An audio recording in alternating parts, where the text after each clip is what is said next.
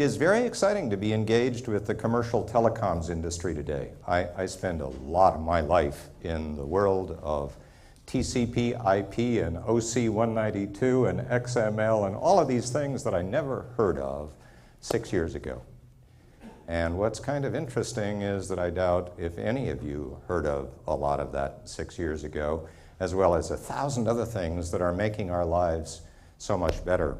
And I'm reminded, you know, of the productivity of this nation as we go through this recessionary period, that the productivity of a couple of percent a year has made the difference between us being in a recession and us being in a serious, serious depression.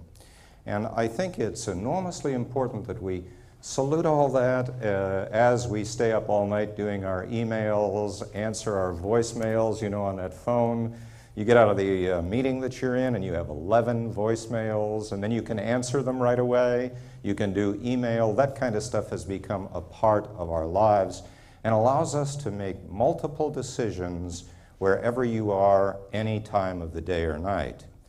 It also allows you to do some very nice things like tell your children, I love you, when you have time to think about it.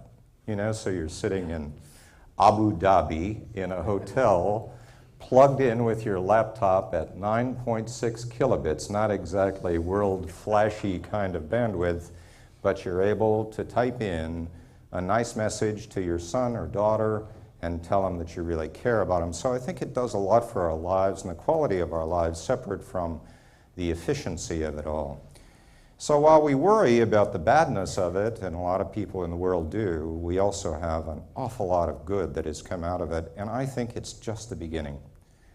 I'm on the board of a couple of large telecoms companies, one outside this country, and Teledesic is involved in a kind of a multinational adventure, and I'll tell you just a little bit about it, but I'm not here to sell you on Teledesic. But when I think the excitement is about putting these things together to make a difference. And I've been talking to Bob Kahn quite a lot, and I know Bob Dimes has thought about this a lot, to take advantage of what the university knows in individual departments and tie it together in some way, try to address what the problem is, if we can define it, and come up with good ideas. And while that might not have gone down very well in a Pentagon of 10 years ago, today, if you are Tom Ridge, you don't have many new ideas. So he spends a lot of his day, I think, listening to little ideas, trying to understand what's in the commercial telecoms, IT, and other industrial worlds, and try to think about how he can make a difference. At the same time, he's trying to get his arms around this behemoth, this bureaucracy that won't budge very much. I don't know if you all saw this article in the New York Times yesterday saying that Tom Ridge was a great guy, but when the Times talked to individual cabinet members, they were all saying, well, you know, we have control of the budget and life will go on and we will endure, and you know, it's kind of the bureaucracy at its normal self. I was going to say at its worst. It's not its worst, but it is the bureaucracy. It's very tough to get through that. Tom Ridge needs new ideas. Commercial technology makes it possible. I know of no university better than this one in terms of the world of IT and telecommunications and the willingness to tie the departments together, you know, to get across those vertical stovepipes, bring the departments together and try to make a difference. So let me tell you a little bit about what I think is likely to be the case on a kind of a global basis with this issue of terrorism and what's happening, and then a little bit of the kind of stuff that might make a difference in terms of our addressing it on a global basis, technically, and on a national basis, which then brings us back to the local community.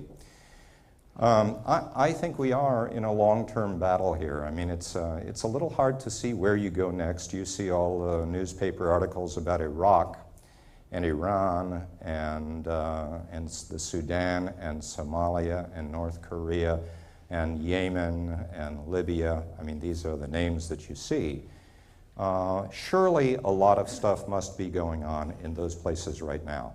Surely that we're not we do Afghanistan and then we move to the next place. I don't think so. That's not my experience. We're really looking at all these places. We're gathering information. We're trying to deal with what we learn. We're trying to get prepared for, and we're trying to understand what's going on in those countries. And I don't know that for a fact, but I am just quite assured that our government is doing that, and that's good. I believe, I've been giving some speeches about the 4 most important countries in the world to the United States as it relates to our children and grandchildren. And I happen to think those are Turkey and Saudi Arabia and Pakistan and Indonesia. Not China, not India, not Brazil, not Russia, but those 4 countries. And I think what's really interesting to think about there is, you know, if there's any credibility to that, and I think there is, I could make a case for each one, but I won't take your time to do that right now. I don't think that's why you're here to listen to me. But they're all Islamic countries. They're all large Islamic countries. They're all influential for different reasons. 2 of them are democracies. They make up at least 1/3 of the Islamic population in the world. They likely are the swing vote in terms of where goeth radical, extremist Islamic militants. And they bring with them a capability to influence the rest of the Islamic world. I came across this when I was on the Joint Chiefs, and we were thinking about Bosnia and Kosovo. And one of the things that surprised me most was when I got a phone call from the Turkish chairman of the Joint Chiefs of Staff saying, "Why aren't you doing something to help those Muslims in Bosnia?" And I'd never really put it together that the Joint Chiefs of Staff in Turkey are Islamic. They may keep their country secular, but they are Islamic. And, of course, they care about what goes on in the rest of the Islamic world. And then I heard from the chairman of the Joint Chiefs of Staff in Indonesia, who is also concerned about the Islam situation in Bosnia. Indonesia is concerned about Bosnia. I never realized that there are connections. I mean, there's a very strong case that these are individual countries with vastly different views, but they are Islamic and they matter a lot, and I happen to think those 4 countries are very important. One might ask the question then, if there is some importance of each of those 4 countries, what is the American policy towards them? Each one individually. I would ask our international relations school here, what is it? Because I don't think it is defined. And if it isn't defined, there's something wrong with that. And if we as American citizens think that that's wrong, that there should be a policy, then we should ask our leadership, where is the policy? And they need help. I'm not critical of them, but they need help to kind of characterize this new world, because that's not the old world we lived in, that's the new world. I'm on the Carnegie Foundation board, and I was at a board meeting yesterday, and we were sitting around the table talking about the world of terrorism, and we were talking about biological weapons around the world and what was happening. And we were discussing the places that might have them. Russia still has some. We're talking about Iran. We're talking about Iraq. And we were thinking about what is happening in each of these places and what is our policy towards each of these places that has biological weapons. And these are people around this table at Carnegie are very well versed on what's going on in the State Department. What is the policy of the American government towards these places and what they are doing with biological weapons? Well, I think there's not much policy. So what do you think about the fact that inside Iraq, it is likely that they have huge quantities of the chemical agent VX. Huge quantities. Now, if we are frightened of anthrax, you really want to be frightened about VX. It's simple. It's a vapor. You can disperse it much more readily than you can a biological toxin. And if you want to dump it off the top of a skyscraper in New York City, you've got real trouble. Real trouble. Not just a few thousand people, but you've got real trouble. And how about ricin? We haven't heard much about ricin, but my knowledge of Saddam Hussein is that he's working on ricin while we're thinking about anthrax and while we're vaccinating our troops for anthrax. I have been opposed to that, by the way, but while we prepare for the last war, he's thinking about the next one, ricin or Botox or God knows what other toxins are being prepared and manufactured in production quantities. And do we trust Saddam Hussein not to be dealing with terrorist organizations to give them some help in bringing some embarrassment to our country? I don't think we should. I don't think we can. And I'm sure that there are a lot of these people who are working on the dirty nuclear bomb. You know, I still find it a little bit hard to believe that the Al-Qaeda or the Taliban or other terrorist organizations are close to a nuclear weapon. But it's very easy to jam a bunch of very highly contaminated nuclear material into a dumb bomb or a dumb weapon that you launch from a mortar on the streets of New York City, and it explodes 1,000 feet above the city and makes many, many city blocks uninhabitable. That's simple to do that. I am surprised that it hasn't happened. I don't understand why it hasn't happened. I follow some of the writings of Graham Allison up at Harvard, who writes widely on this subject, and he doesn't understand why it hasn't happened. Why hasn't one of these things happened? God must be with us, and I pray that he remains with us, but we have to be ready for this kind of assault. So we have a new world out there. We could talk about that for a long time, and we have new threats that are very, very serious. Will we go and deal with Iraq? We've heard Secretary Powell making some comments recently about the fact that we must do it. It sounds like the White House is tightening up on this, and it sounds to me like we will do something to take care of that problem. But there are other problems out there in the world too, and I think we're trying to address them even though it may not be publicly known. And I think the Bush administration is very wise about how they're going about this, but they need a lot of help. And the bureaucracy sometimes doesn't bring the best dose of help to the government. And that's why it's really important for organizations like the university now to be thinking about these kinds of things. And I kind of run through this little sort of panorama of issues because on the one hand, it's the School of International Relations and Public Service that can think about which are the major countries in the world. Is Owens right, or are there other countries we should be focused on? Have debates about that and get some public awareness of why it is that we care about particular countries now that we wouldn't have cared about 10 years ago.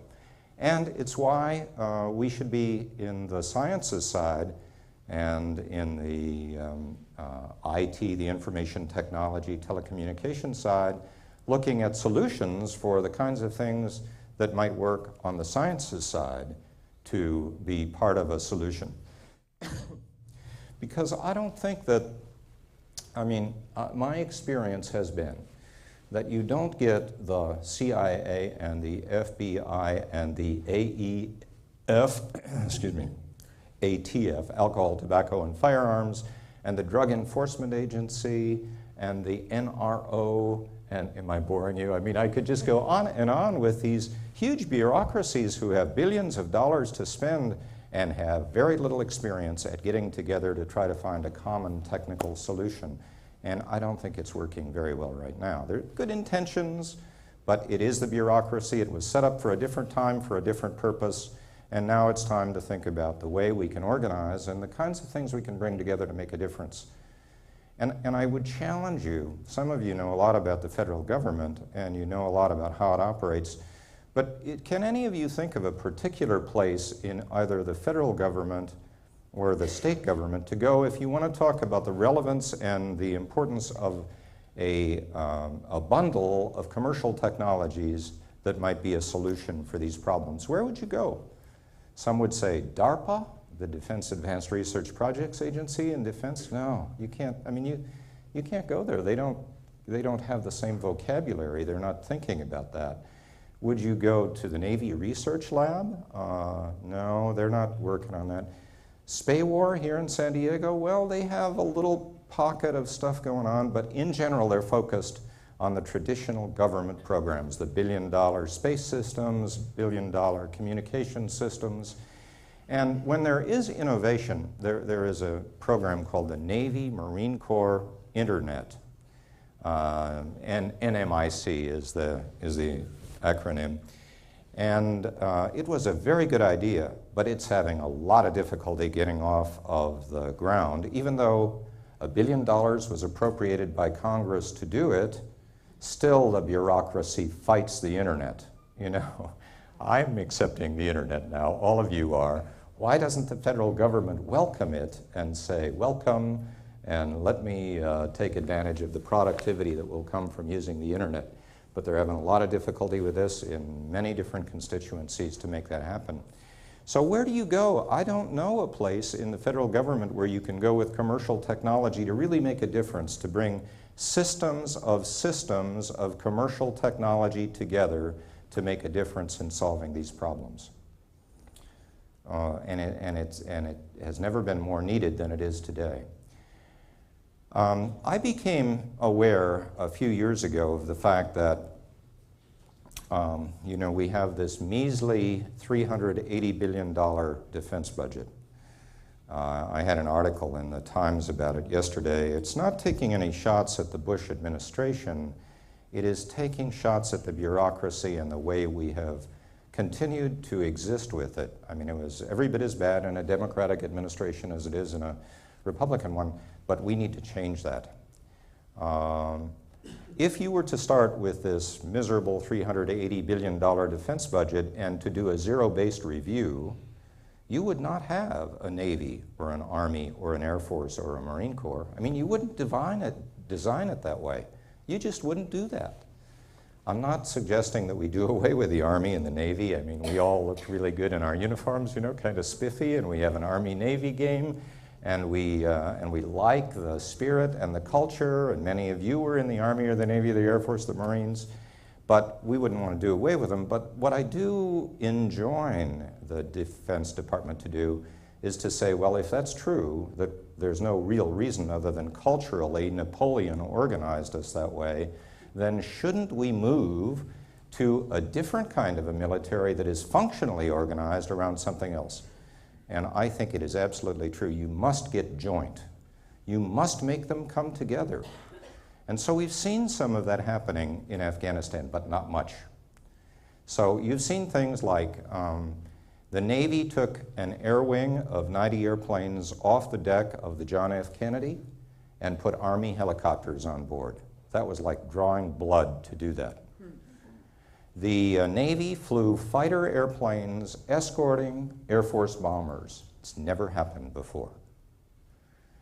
And one of the most remarkable little events that took place, I thought, was just an exhibit of what could be done if we really applied ourselves to it, and that was that there was this remarkable war footage that some of you may have seen on the internet where a predator of General Atomic's fame was flying overhead and spotted an armored vehicle going up a mountain road and passed that information via a satellite to a command center which got it to a soldier on the ground, a special forces guy who had a laser, and he looked over at the mountain road and he says, "Oh yeah, I see it," and he put his laser on that target and passed a message to an Air Force bomber 40 miles away, 50 years old, a B-52 bomber,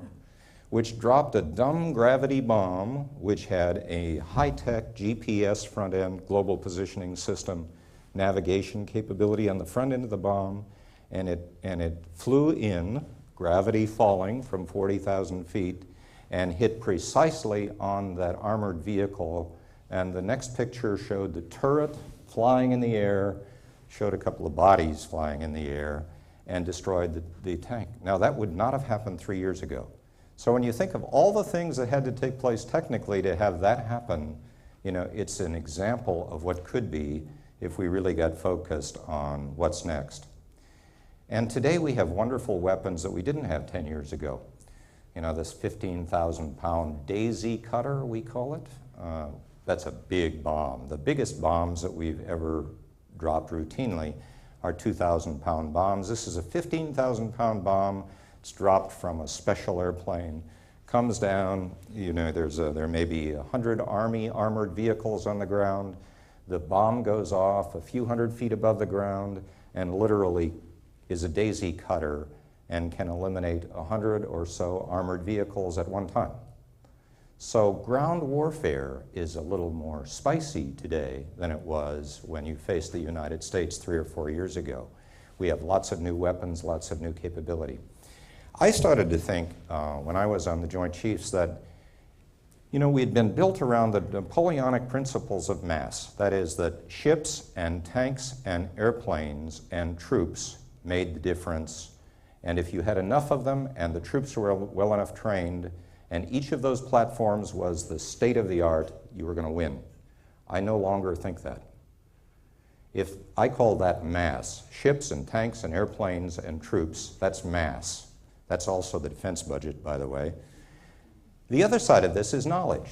And I happen to think that today, if you put knowledge, that is the ability to put an information umbrella over a battlefield, tying together systems of sensors from satellites and airplanes and ships and ground sensors, and you tie them together, C++ or Java software might be helpful. You tie them together and you put an information umbrella over a battlefield and you provide real-time battlefield awareness. And if you can preclude that from being given to the enemy, you have dominant battlefield awareness and you win. And so if it's mass versus knowledge, I'll take knowledge any day. I'll take it any day. But when you see the defense budget, or when you see the policy by which we deploy forces, or when you see our overall doctrine or strategy, we are a mass-based force. And you taxpayers, we taxpayers, pay for it, the animal and all of you. And so, you know, it is something that I think we need to just beat the drum on, because it won't change unless we care to let our leaders know. And the military, all are well-intentioned, but they need a lot of help in thinking about this. And it's very important for our nation that we think about our great power of information and knowledge dominance and stop thinking about having a few thousand more ships, tanks, airplanes, and putting the strength of our military to be equal to those kind of things and the dollars that we put in the defense budget. I believe that you could have a stronger United States military with $75 billion a year less.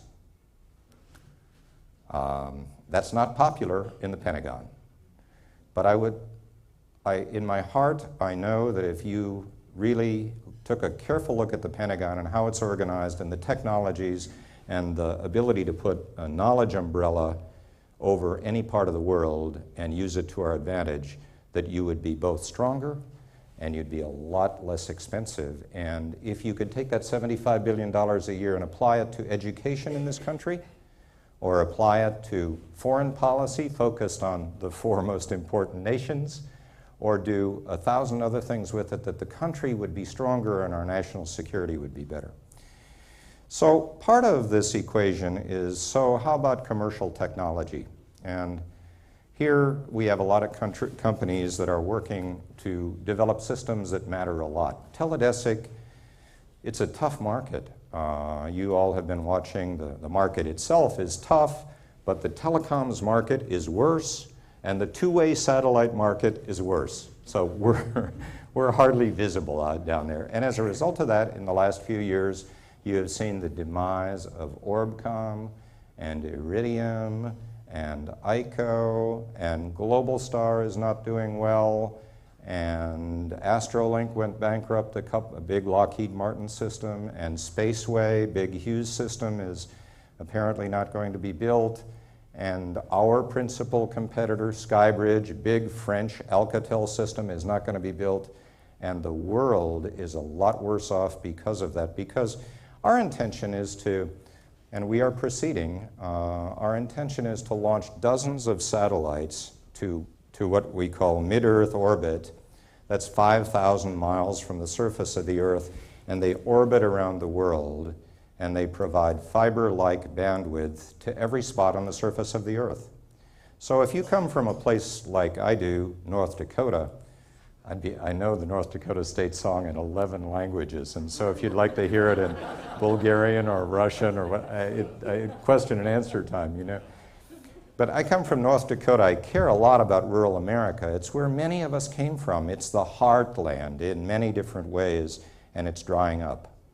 And so if you care about providing very high bandwidth telecommunications to rural America, let alone Africa or China or India, then these kinds of systems where you literally put a dish the size of a dinner plate on your roof and have very, very high bandwidth two-ways that is equal to the quality of fiber, and you can do it tomorrow. You don't have to wait while you dig a fiber cable and pay a lot of money for it. It'll come very inexpensively, and we must, I think, for the good of this planet, persist here, because if we don't, we will wind up with a situation where our license goes away, and once that happens, no one will be able to do this because the license and the spectrum, we have a lot of spectrum, will go away to the terrestrial telephone companies, and they're not going to put it in my home state the way I'd like to put it there.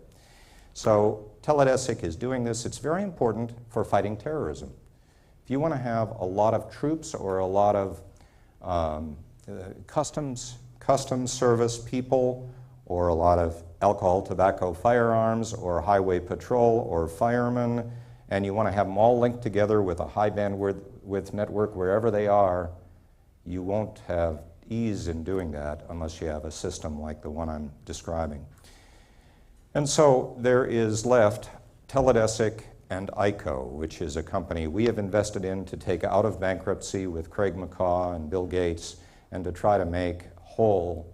And those two systems, I think, are the only two alive and well and producing businesses. Producing is tough. It's not producing. We're alive, and we're proceeding to put the systems up. So it is a challenge, but we're moving ahead with it, and it's very important for terrorism and what you do, because if you have a network like that, then think of all the things you all think about in terms of the applications that can ride on that network. You know, I heard, I guess, from Bob Kahn the other day about a program that one of the grad students here has done, which looked at just publicly available pictures of terrorists from around the world. And this grad student had simply put them in a library, had assembled thousands of names and faces of terrorists, had gotten some voice samples apparently, and had put them all in some kind of a database, and had it available on a CD, so you could put it into a, you know, the screening system that we all go through at the airport. So the camera sees your face, and it says, oh, I got that on my CD, I'm stopping you here. The interesting thing was, it was very effective even if you had shaved your beard, Osama bin Laden, or if you had you know, gotten your hair cut or whatever. It was very much possible to take a simple system with this kind of commercial technology and C++ and Java software and some of the stuff that exists in commonly available commercial programs, and make it into something that could be enormously successful in screening at all kinds of places, airports, federal buildings, etc. Now that kind of thing should go directly to Tom Ridge, and he should give that youngster $100 million, and we should buy him a Porsche, and I want to have some options in his company, you know. But there's wonderful ideas like that are out there in the academic and commercial societies. I'm on a board of a little company called Microvision. Microvision changes your mind when you go to see their product. You know, we all have our mobile phone in our pocket, and you pull out the mobile phone, and people say, well, we're going to have a lot more bandwidth to that mobile phone. That's happening now. Soon in this country, on that mobile phone, it's not just this little narrow bandwidth that allows voice. You also have much broader bandwidth that allows video and other kinds of things that might happen on your mobile phone. But what are you going to do? Are you going to look at the mobile phone and look at the little window and try to see all that information? Well, Microvision, and I give it to you just because it's just interesting. When your phone rings, and it is high data enabled, your phone rings and it says on the screen, look at the red light. And you get the phone and you look at the red light and your life changes. Because when you look at the red light looks at you and paints an image on your retina. And you appear to have a 50-inch screen in front of you that's very high resolution, and it's video or it's data, and you say, where did that come from? And it's there. I mean, you're just looking at this funny little phone, and all of a sudden you got a 50-inch screen in front of your face. So these things come together, and I make the point because it is systems of systems.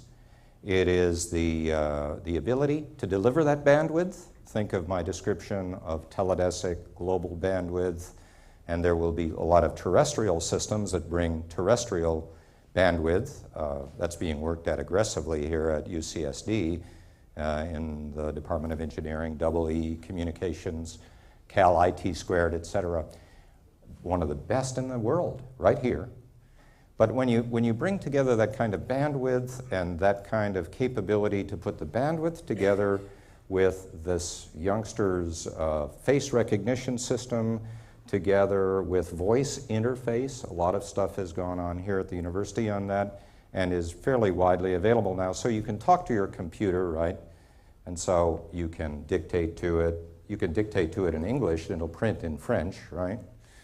So I can sing my North Dakota State song now in English, and I can get it in many, many more languages, you know. But if you put these systems together and have a system of systems, think of what we can do. And think of the question, where do you go in the Department of Defense to demonstrate it? I don't know. I don't know where you go. So we've got some real challenges in terms of our bureaucracy and in terms of the kinds of things that we both have to offer and the dearth of places that are there to listen to us as we bring these things forward. So I think the university is thinking a little bit about the regional solution or the local solution. How do you bring the fire department together with the National Guard, with the Highway Patrol, and maybe interface it with a federal agency or two, the Border Patrol, Customs. What a wonderful idea, you know, to take all of this wonderful technology stuff and the knowledge of the university and put it together into a system that might matter enormously for the region, but also for the country. So I think it's a very exciting time. It's a time when we could very well change many paradigms, when we could, in fact, have a revolution in the way we do things. What I described before about an information and knowledge umbrella is directly related, I think, to the revolution in military affairs. Well, we have a chance now to be involved in a revolution that will make our country much safer, and if we can get ourselves focused on the right places and the right kinds of policy and strategy, and then we bring together this technology to help solve the issues, we'll all be a lot better off. Let me just say a couple of words about biological weapons. Despite the fact that we have this huge threat that I talked a little bit about earlier, we don't have a standoff biological weapon detector. It's very important. It might be possible to have such a thing, and you put it in a subway station or an airport, and it just continuously scans for biological agents in the air. We don't have such a thing. It is not being worked very aggressively, but it should be. And so how do you get the priorities on those kind of things? The other thing that I think is enormously important there is the antidote. In other words, you've been exposed. Hundreds of thousands of people in San Diego have been exposed, and you haven't been vaccinated for ricin or Botox or anthrax. What do we do now? Is there a shot we can give everybody that will save your life? Not much work is going on that, and I think a lot of effort and a lot of potential is there in the science community to work on those two issues, and I think they're very important. So what an exciting time to be engaged in thinking about these kinds of things, and what an exciting time to be at such a great place as UCSD, where you can bring a lot of this together and make a difference. So let me conclude with just a little story. I was Secretary of Defense Dick Cheney's senior military assistant, and I like to tell the story of when we were engaged in the Panamanian activity. We called it the Panamanian Liberation. The Panamanians called it the Panamanian Invasion, but we were going down to get Manuel Noriega. And it was the day after the attack. We actually planned this to go and attack at 1 a.m. in the morning. It was a time where there was zero light. We operate in zero light because America's forces can and other forces cannot, so it gives us a great advantage. It was the morning after, and Dick Cheney said, well, maybe we should fly down and see how it went last night. So we got in a little airplane, we flew down to Panama City, and Cheney was talking to an Army helicopter pilot who had participated in the event the night before, who was telling him about his mission of the night before, which was to go and rescue an American who was being held at the Commandancia, which was one of the headquarters of Noriega. The helicopter came in just a little bit low. It clipped the top of a skyscraper, rolled over, hit a power line, sparks and metal flew, rolled over, hit the tarmac, and slid into the side of the Commandancia. And the two young Army pilots kind of checked their bone structure out and verified they were okay, looked out of the helicopter, and out of the corner of their eye, they could see a Panama Defense Force soldier who had been watching this little exhibition, came running over to the helicopter, and he said, I'm with you.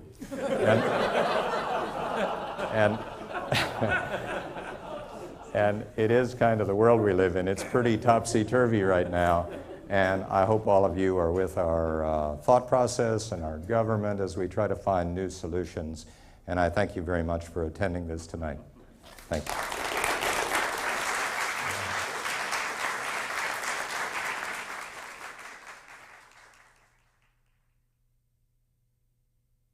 Yeah, Lyndon's question is, in light of the fact that we've got these very experienced people in government, maybe I'll just hang on to one of these.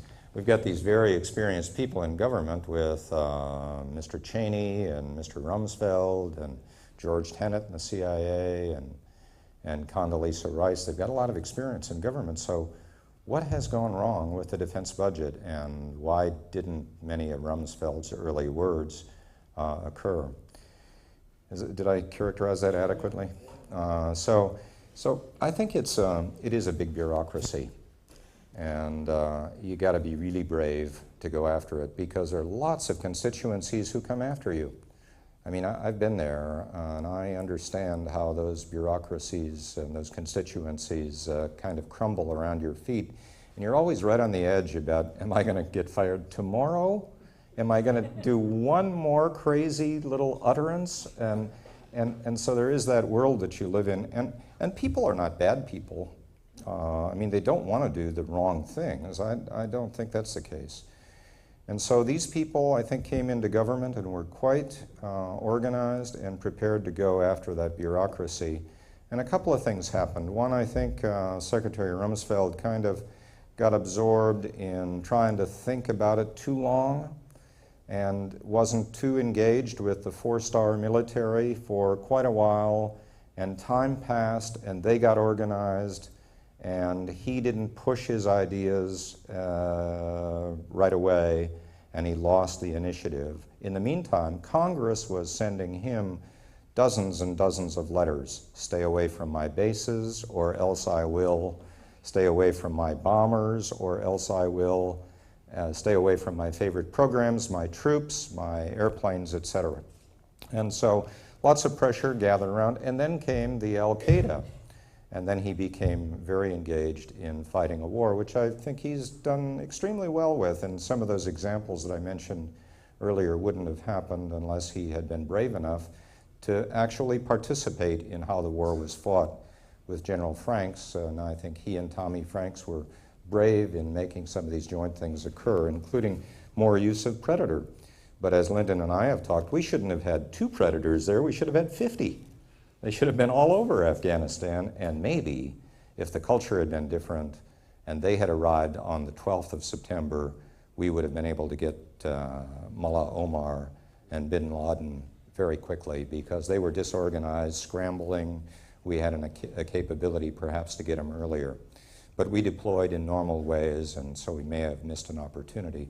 So I think Don Rumsfeld missed an opportunity because he lingered a while and let the forces gather and build the antidote to his prescription for transformation and reform.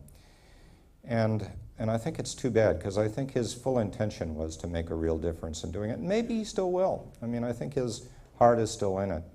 But I think that there is big waste in that defense bill, and a lot of things don't get funded because there's waste there. Things like Predators and Global Hawks and high bandwidth communication and sensors and software that integrates legacy systems don't get funded because we're buying our favorite tank, buying a few more troops. The Navy wants more ships, and I don't think it matters much as compared to a knowledge umbrella for America. And so I think we lost the initiative. I think that the team there in the administration will try to get it together again and have another run on it, but it hasn't happened yet. And so I've been a little frustrated with it, and had this article yesterday in the Times that simply addressed the fact that there have been lots of recommendations. You don't have to study it anymore. You just have to implement it, and please, Mr. Secretary, let's implement it. So I think we need to bleat occasionally, even though it still causes blood, and that's the way it goes.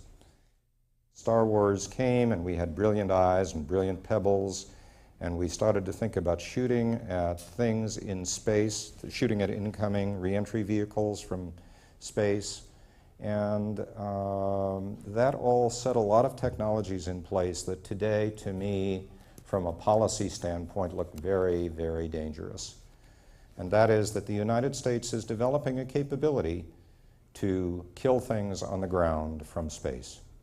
It's not exactly Star Wars, but we are moving in that direction. Now, maybe it's a good thing, but maybe it isn't a good thing. Maybe you don't want to have things, maybe you don't want to have killer satellites that go around the world and have an ability to eliminate armored vehicles or troops or buildings on the ground from space. Maybe that's too far from our primary interests. Because maybe in 40 years somebody else will then put that capability in space, and then we truly will not be protected. And so I think this is a great time for policymakers to think about whether we should or should not weaponize space. And on Star Wars and the defense, national missile defense, I am opposed to it. It is very hard to do. We are going to spend $150 billion minimum, and it's not going to be there so it's effective for 10 years. And I happen to believe that there are many, many ways that you can do this much more effectively. For example, you can put an Aegis cruiser off the coast of North Korea if you're worried about North Korea, and it's much more effective against shooting down ballistic missiles from North Korea than it is to defend them when they are in their terminal phase, going real fast and are real invisible. And you're much more effective out there when the thing is huge, very hot, you can shoot it, it's very effective. So that's one thing. Another thing is we always seem to know when they're getting ready to launch something. When are they, lots of launch preparations in the area, they're erecting the missile. And I have said, Well, if that's the case, I mean, that's back to this knowledge umbrella again. You know, you're worried about North Korea or you're worried about Iran, so we have special sensors in place so that we can see what's happening. And if it starts to look like they're getting ready to launch, then you issue them a diplomatic démarche and you say, do not launch, do not continue the activities at Site X. And if they continue, you have the nearest B-2 bomber kind of fly by at 40,000 feet and eliminate that launcher. And that's a great deterrent to them doing it again. And if they're really doing it, that's what we should do, I think, isn't it? So I think those two things we could do next year, as opposed to 10 years from now, and it is much more effective. And I think from a policy standpoint, it's much more effective. And so I think there are answers to the national missile defense argument that are other than just let's defend America. Of course we want to defend America, but don't we want to do it in the most effective way? And don't we want to do it at the least cost? And I say yes, because there's lots of things we can do with that money that is much more effective. This is dangerous. This lady works for SPAWAR down here, so she knows something about this. Well, I'm relatively new to the culture, but I'm curious if you see a role to play for the national labs. They've been in decline over the last 40 years. Do you see a role for them in improving the quality of the actual research involved? So is there a role to play for the national laboratories like SPAWAR, and we have a lot of them around the country? Well, I mean, I think there is definitely a very important role. First of all, there is a role for them in getting together and talking about what they're all doing and try to collate this research so that they really learn from each other and it's not holding the information so I'm the best lab. Now, I may be overemphasizing that, but I think there's a lot of that goes on. So they really should be doing that kind of thing. I think they really should be the core of this ability to bring commercial technology together and make sense out of it. So what a wonderful thing for SPAWAR to work with the University of California, San Diego.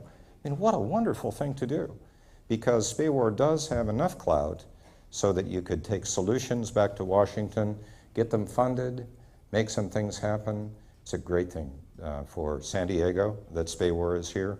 It's a great thing for making things like that happen. And then I just hope that they get real in terms of the programs that they're working on. I think there's a lot of research that goes on in those labs that is done by guys who've been, or women who have been doing it for 20 years, and they're working on the same program, and they're getting more funding. And you know, it's awful hard to get a program started in the US government, but once you got it started, you could just keep that going forever.